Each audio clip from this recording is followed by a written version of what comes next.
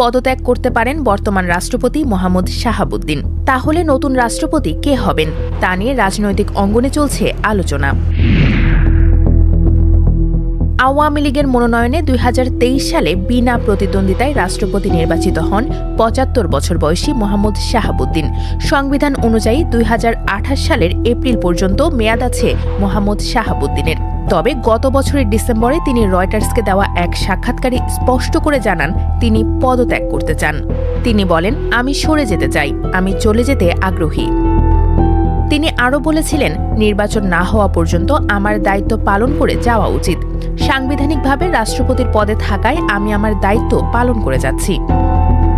রাষ্ট্রপতি মোহাম্মদ শাহাবুদ্দিন তখন আরও বলেছিলেন, সব কনসুলেট, দূতাবাস ও হাই কমিশনে রাষ্ট্রপতির প্রতিকৃতি, রাষ্ট্রপতির ছবি ছিল। হঠাৎ এক রাতেই সেগুলো উধাও করে ফেলা হয়েছে। এতে মানুষের কাছে একটি ভুল বার্তা গেছে যে সম্ভবত রাষ্ট্রপতিকে সরিয়ে দেওয়া হচ্ছে। আমি খুবই অপমানিত বোধ করেছিলাম।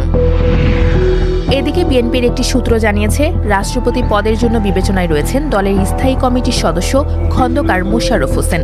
তাকেই জোরালোভাবে বিবেচনা করা হচ্ছে। অন্যদিকে দলের স্থায়ী কমিটির আরেক সদস্য নজরুল ইসলাম খানও আলোচনায় আছেন। রাষ্ট্রপতি হিসেবে খন্দকার মোশাররফ হোসেনের নাম বেশ আগে থেকেই আলোচনায়। ২০২৩ সালে বগুড়ায় বিএনপির একটি বিভাগীয় সমাবেশে দলটির নেতা জিএম সিরাজ বলেছিলেন, বিএনপি সরকার গঠন করলে তারেক রহমান হবেন প্রধানমন্ত্রী আর রাষ্ট্রপতি হবেন খন্দকার মোশাররফ হোসেন।